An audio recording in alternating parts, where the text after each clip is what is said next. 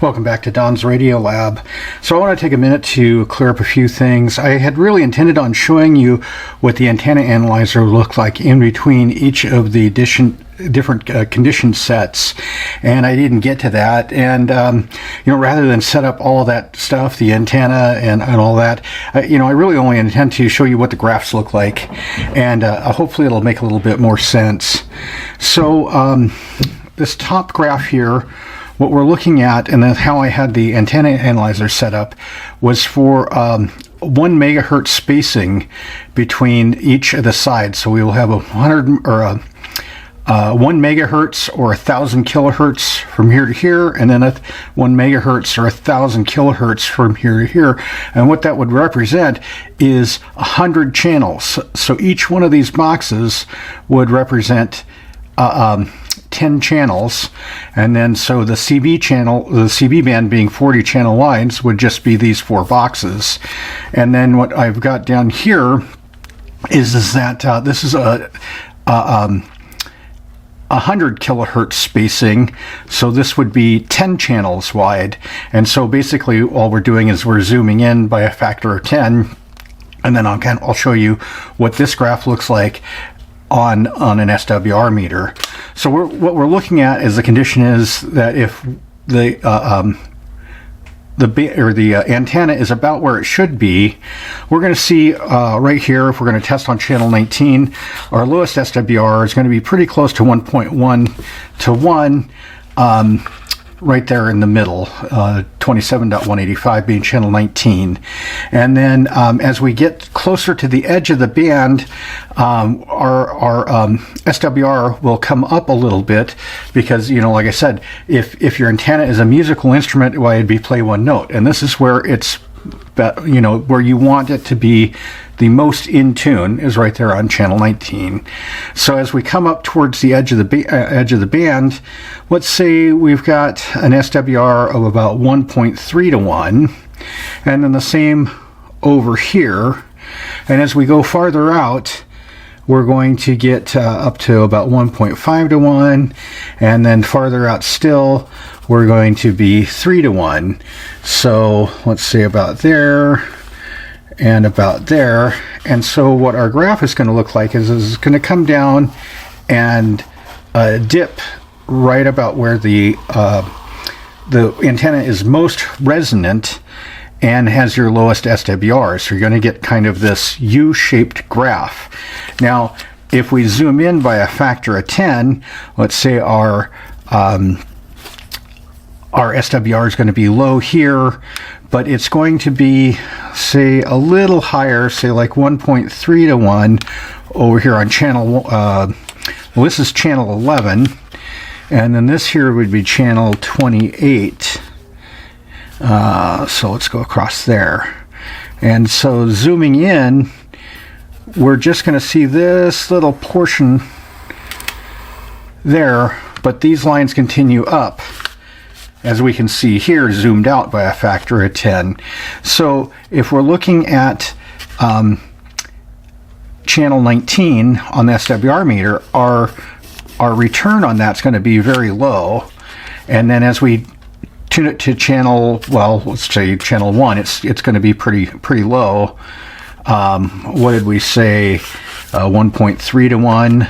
So let's just say the needle would look about there, and it would be the same on channel 40, but there again here, we're just looking at 10 channel spacings from here to here. Now, this isn't exactly, there's a few holes in the CB band is technically 45 channels wide. There are 5 holes in there that were designed for things like baby monitors and wireless microphones, so that it actually skips a channel at channel 3, channel 7, channel 11, 15, and then 19. And so you don't exactly have and then they did this weird thing around channel 23 in that originally the CB band was 23 channels, so it skips from channel 22 and skips up like 3 channels to channel 23, and then channel 24 and 25 came in and filled those 2 holes. So as you tune your channel knob, and if you have a frequency counter, you'll notice that it isn't exactly linear. It isn't, 27.185, and then channel 7 is 27.205, and you're like, well, what happened to 27.195? Well, that's channel 19B. That's one of those holes. And so I've just kind of marked that out here, 11, 15, and 19. But so this is the case that the antenna is in tune, and then what you'll see on an antenna analyzer, zoomed out, zoomed in, and then how that corresponds to your SWR meter. Now, let's do this again with the case that our best SWR is going to be below the band. So here we are again. This is 100 channels wide, and our CB band is going to fall in right here. This is going to be our lowest SWR, and as we come up, let's say here, and then we'll come up here and come up here, and then we're off the chart. And so what it's going to look like is this here, and then well, let's see here. We're going to have a low SWR down here, and then it's going to be higher, and then higher yet still. So our antenna analyzer is going to see more of a straight line when you're zoomed in, like so. And so you'll have your lowest reading on your lowest frequency, and then you'll have a higher reading on your middle frequency, and a higher yet still. So this is the case that your antenna is tuned below the band, or below the frequency that you're looking for. And then let's do it again.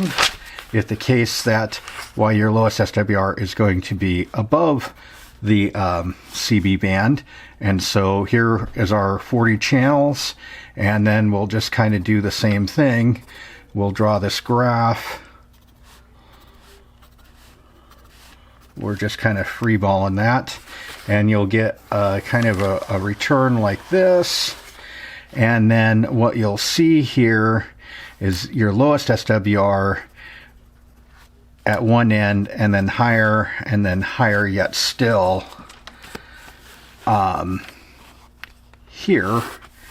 And so your readings will be low, medium, and higher. So I hope this kind of clears it up.